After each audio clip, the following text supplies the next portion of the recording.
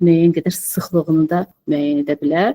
Səs dalğasının yarısı göndərir. Səs dalğasının bir hissəsi udulur, bir hissəsi saçılır, bir hissəsi geri qayıdır. Yarası onu analiz edir və gedib o divarla toqqaşmır. Xəstəyə dalğa göndərir. Səs dalğası bir hissəsi udulur, bir hissəsi keçir, bir hissəsi qayıdır. Cihaz hansını tutur bunlardan? Yaxşı səsi keçirir bədənimizdə olan maye. Məsələn, bu öd kisədir. Öd kisədə öd var, öd özü mayedir. Bütün səs dalğasını keçirir. Ona görə oradan heç bir dalğa qayıtmır. Ona görə biz ona anexogen deyirik, qara rəngdə boyanır. Sümük səs dalğasını refleks edir, qaytarır, refleksiya edir və sümüyün ön səthi parlaq görünür. Biz buna hiperekogen deyirik. Digər yumşaq toxumalar qədər əks etdirir. Buna da biz izoekogen, hipoekogen kimi adlandırırıq. Bütün səs dalğalarını qaytardığı üçün həmin sümük toxumasının və yaxud daşın arxasında belə bir kölgə əmələ gəlir. Biz buna akustik kölgə deyirik. Beləliklə maye anexogen, daş hiperekogen, ətraf toxuma hipoekogen, daş arxasında qalan qara sahə isə akustik kölgə adlanır. Sümükdən bütün toxuma refleks olunur. Mayədən tamamilə keçir. Qaraciyər yumşaq toxum olduğu üçün bir hissəsini keçirir, bir hissəsini qaytarır. Qaraciyər damarıdır. Qaraciyər damarında qan mayedir. Tamamilə keçirir və anexogen şəkildə göstərir. Bu diafraqmadır. Diafraqma fibroz toxuması çox olduğu üçün yenə də əks elətdirir və hiperekogen ağ şəkildə görünür. Baxın, iki dənə böyrək kütləsi var burada. Bu bir, bu iki. Biri maye tərkiblidir, biri yumşaq toxuma tərkiblidir. Bunu adlandırırıq anexogen, bunu adlandırırıq hipoekogen. Üç xəstənin şəklidir. Üç xəstədə öd kisəsini çəkmişik. Öd kisəsi və öd kisəsi. Öd anexogendir, anexogen və bu normal bir xəstədir. Burada isə bir patologiya var. Digər xəstədə bir patologiya var. Görəmə deyərik. Doğru. Qaraciyərdir. Qaraciyər hipoekogen. Bu diafraqma hiperekogen. Damarlar yenə anexogen. Belə bir şey görürük burada hiperekogen. Qaraciyərdə görəmə var. Diafraqma üstündə olan bu nədir?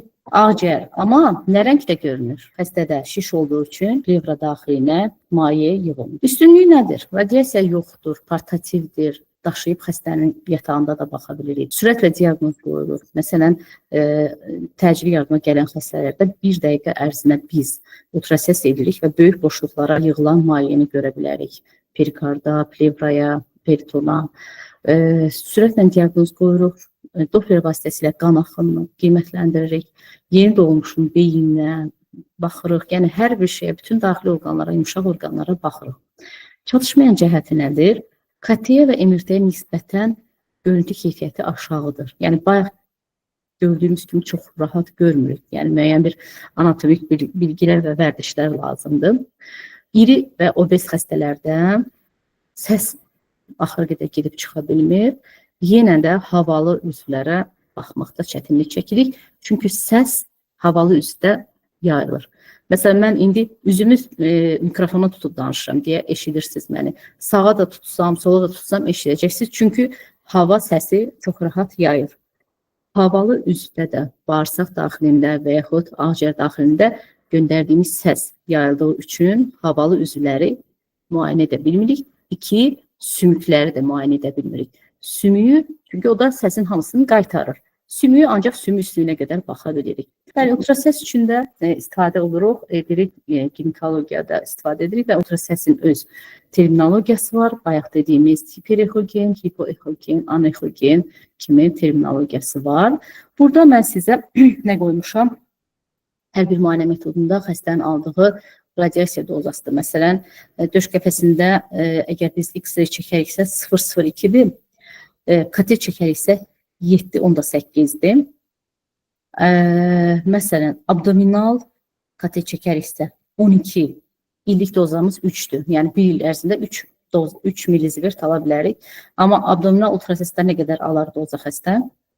0, MRT-də 0 alacaqdır. Daha çox radiasiya verilən bir dənə də müayinə metodumuz var xəstəyə. Radionuklit müayinədir. Radionuklit müayinə nədir? Bu zaman bunu bəzən də daxili radiologiya adlandırırlar. Bu vaxta qədər keçdiyimiz müayinə metodlarının hamısında radiasiya xaricdən verilirdi.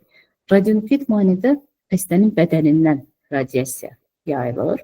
Bu radiasiyanı da əmələ gətirmək üçün xəstənin bədənindən müəyyən bir radioaktiv maddə yeridirik. Gəlin baxaq, burada sxematik təsvir eləmişik. Deməli, bir radioaktiv maddə istehsal edirik. Bu radioaktiv maddə olmalıdır tez parçalanan, orqanizmə toksik təsir göstərməyən və tez bədəndən çıxan, rahat bir şəkildə çıxan.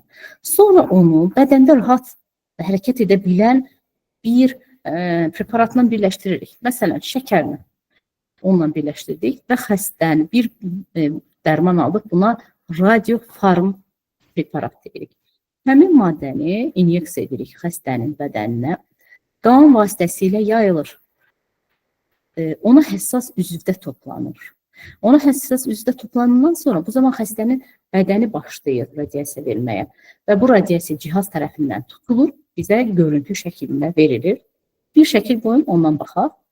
Baxın, burada xəstənin skelet sintiqrafiyası eləmişik. Skelet üçün həssas bir radioaktiv maddəni həmin bir dərmanla birləşdirmişik. Skelet toxuması onu tutur və özündə saxlayır. Saxlayandan sonra başlayır həmin maddə özündən radioaktiv şüalar buraxmağa. Xəstəni uzandırırıq müayinənin cihazına və xəstədən gələn siqnallar cihaz vasitəsilə tutulur.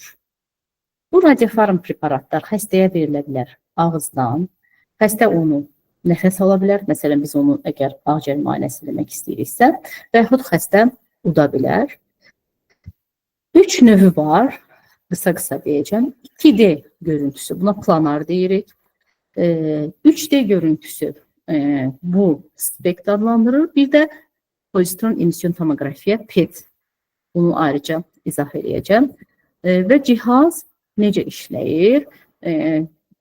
Webinarın mövzusu olduğu üçün bunu danışmağa çalışacağım. Deməli, xəstəyə biz radiofarm preparatı yeritdik.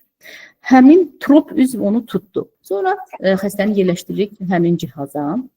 Həmin cihaz xəstədən gələn qamma şüalarını tutur. Qamma şüalarını tutan, fotonları tutanda fluoresensiya əsaslanır, işıqlanır, fluoresensiya hadisəsi baş verir. Bu fluoresensiyanın dərəcəsini cihaz ölçür. 5 foton gəldi, 10 foton gəldi və həmin radionuklitin toxumada toplanmasını bizə verir. Məsələn, görüntü bu şəkildə üzə çıxır. Tutaq ki, böyrəkləri çəkmişik öndən, böyrəkləri çəkmişik arxadan. 2 cür çəkə bilərik sadəcə toplanmasını. Böyrəyə çəkdik. Gördük ki, böyrək bu farmasevtiki tutdu. Bir də dinamik çəkə bilərik. Bu nədir? Üzvün funksiyasını göstərəcək. Məsələn, öd kisə işləmir. Bu işləmənin öd kisədəmi olduğunu, öd yollarında olduğunu tutmaq üçün biz buna radionuklit müayinə edirik və öd kisə tutursa və ifraz edirsə, deməli ki, burada deyil problem, başqa bir yoldadır. Və yaxud bir anormal toxumanı tapmaq istəyirik. Meckel divertikulu adlanan bir xəstəlik var. Bu Meckel divertikulun diaqnozunu qoymaq çox çətindir. Meckel divertikulu nədir? Bağırsağın hər hansı bir hissəsində divertikul olur, bir çıxıntı. Onun serikli qişası nədənin serikli qişası kimi olur? Özündən turşu ifraz edir və s. və ilaxır və çox belə qarışıq kliniki şəkli var. Bunu biz müayinə edirik radionuklit müayinə ilə. Mədəyə həssas radiofarm preparat xəstəyə yeridirik.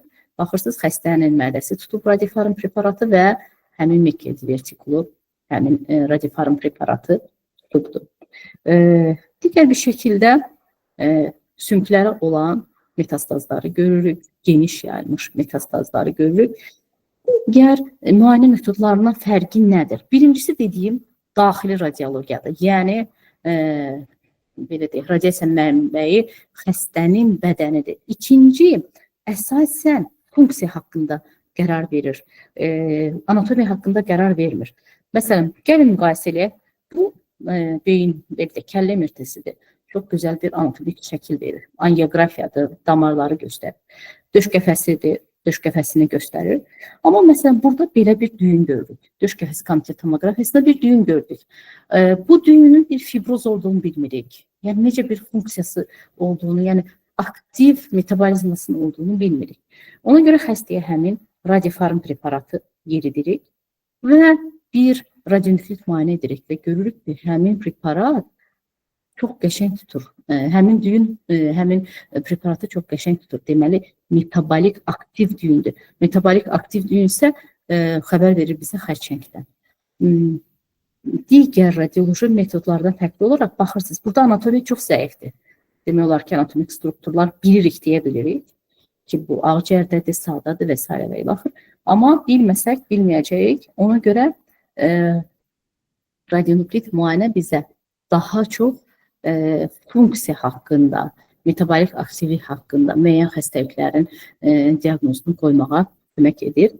2D görüntülü var, ikinci SPECT var, 3D görüntülü, yenə radiofarm preparat yeridilir, sonra yenə xəstənin ətrafında cihaz dönür, 3 ölçülü şəkil çəkir və biz bir 3 ölçülü şəkil alırıq. Məsələn, başqa bir xəstəni sizə göstərim. Burada görürsünüz, xəstəyə onurğasına müəyyən bir saxlayıcı cihaz qoyulub ki, xəstə onurğasına problem var, onurğa sınmasın və xəstənin çox möhkəm ağrıları var. Möhkəm ağrıların da səbəbini tapmaq üçün heç nəyini tapa bilmirlər. Əvvəlcə bir katet çəkirlər ki, bəlkə səhv yerləşdirilib, bəlkə oynaqda başqa bir sınıq var. Baxırlar ki, yoxdur. Ondan sonra SPECT çəkirlər və görürlər ki, osteoplastik proseslər o qədər sürətlidir ki, bu xəstəyə ağrı verir. Çünki bir çox xəstəlik anatomik dəyişiklikdən əvvəl metabolik dəyişikliklər verir, funksional dəyişikliklər verir və bu mərhələdə onu tapmaq üçün biz radionuklit müayinəni etməliyik. Məsələn, çox kiçik ölçülü bir xərçəngdir. O hələ də məsələn, nə KT-də, nə MRT-də görünəcək ölçüyə çatmayıb. Amma özünün və ətrafdakı toxumanın metabolizmasını tamam pozub. Və bu metabolizmanın pozulmasını görmək üçün biz həmin radionuklit müayinə metodundan istifadə edirik və bəzən də digər müayinə metodlarını bu cəhətdən üstələyir. Deməli, 3 növü var, 2D-si, 3D-si və pozitron emisyon tomoqrafiya metodudur. Bu zaman xəstəyə özündən pozitron buraxan bir radiofarm preparat inyeksiya olunur. Həmin inyeksiya olunmuş preparat xəstənin hər hansı bir nahiyəsində toplanır və sonra özündən enerji buraxır. Yenə də cihaz xəstə ətrafında dönərək həmin enerjini, həmin şüanı tutur. Digər SPECT-dən fərqi nədir? Həm pozitron inhalyasiyasındadır fərqi, həm də bu cihazı KT və yaxud MRT ilə birləşdirirlər. Ona görə, baxın, bu PET-in özünün şəklidir. Doğru. Bu KT şəklidir, bədən KT-sidir. Bu isə ikisinin birləşmiş şəklidir. Yəni, bu anatomiyanı göstərir, bu funksiyanı göstərir, bu isə kompüter bunu birləşdirir, bu şəkli bizə verir. Deməli, xəstəyə radiofarm preparat yeridirik, sonra xəstə kompüter tomoqrafiya olunur, sonra PET olunur və cihaz o şəkli bizə verir. Cihaz özü bu şəkildədir. Xəstə kompüter tomoqrafiyadan keçir, PET-dən keçir və şəkil verir. Bəzən KT əvəzinə MRT verirlər. MRT ilə kombinə olunmuş cihaz olur. Burada radiasiya dozası daha az olur. Bizdə Azərbaycanda bu var, Milli Onkologiya Mərkəzindədir.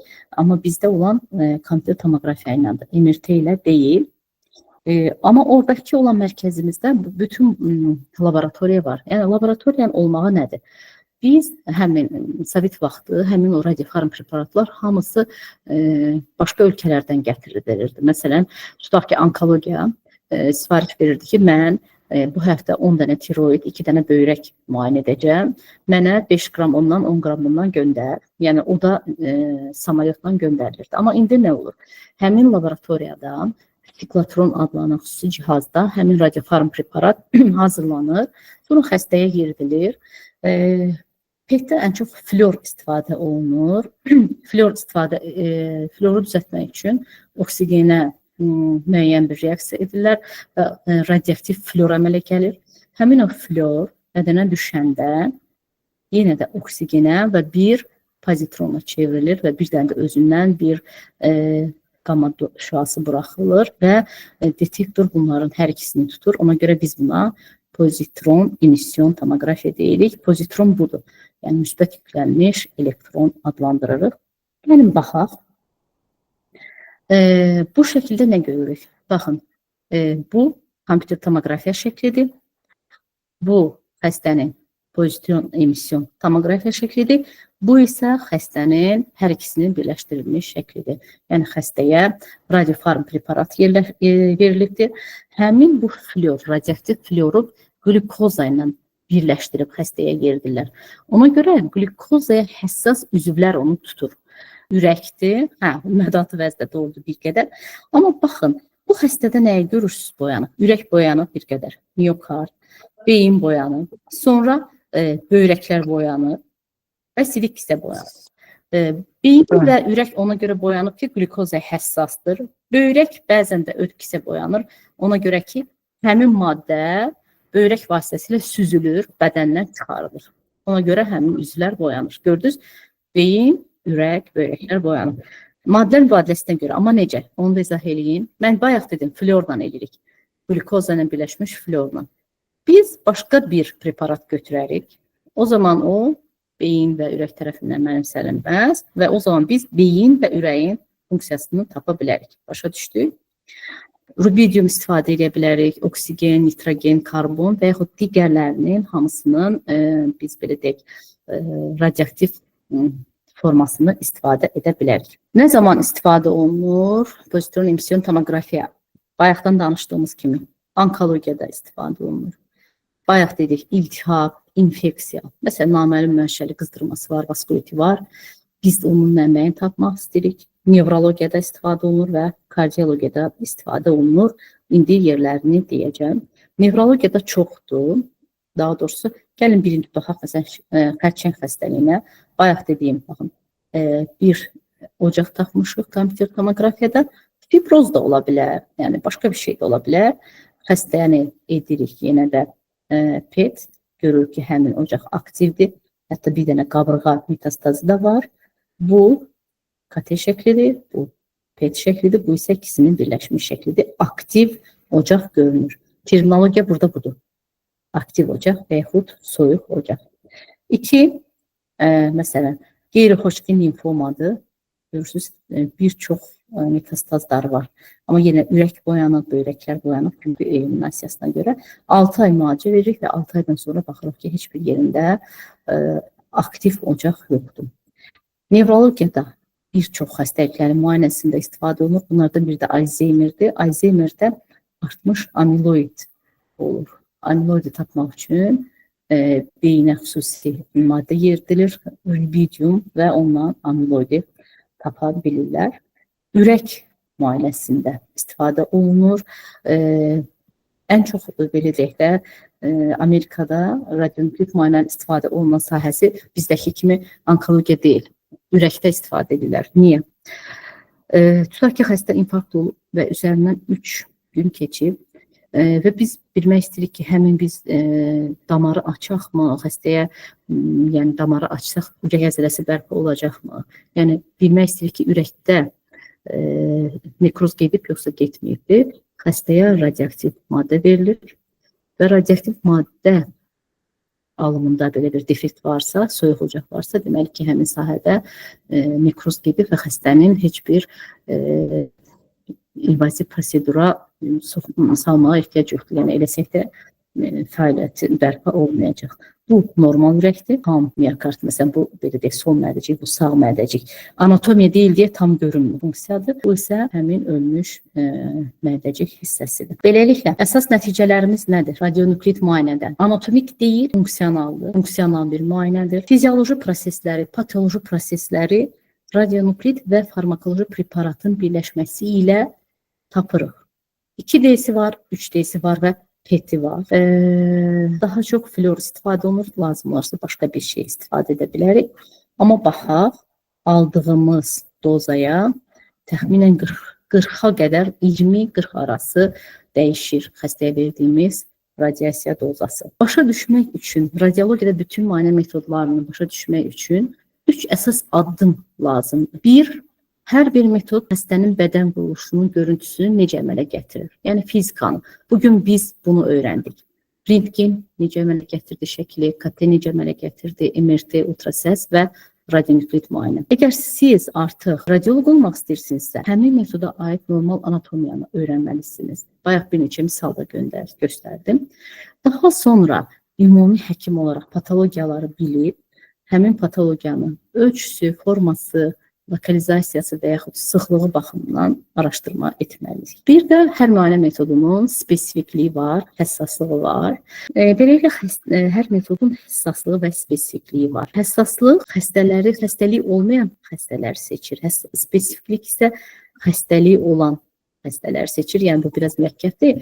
Amma əsas burada bizim dərsimiz harada hansı metodu seçmək və hansı müayinə metodunun şəkilləri necə əmələ gətirdiyini başa düşməkdir. Bir nəfər chatda yazıb. Deməli, yazıb ki, onurğa beyni zədələnmələrində niyə MRT istifadə olunur, KT yox? Çünki onurğa beyni KT heç bir halda göstərmir. Bir. İkinci, onurğa beyni zədələnməsi artıq acil bir hal deyil. Onu etaplı müalicəyə tabe olunmalıdır. Yəni, onurğa beyni zədələnməsi acil bir hal deyil. Etaplı müalicə olunur. İki, onurğa beyni ancaq MRT göstərir. Kompüter tomoqrafiya göstərmir.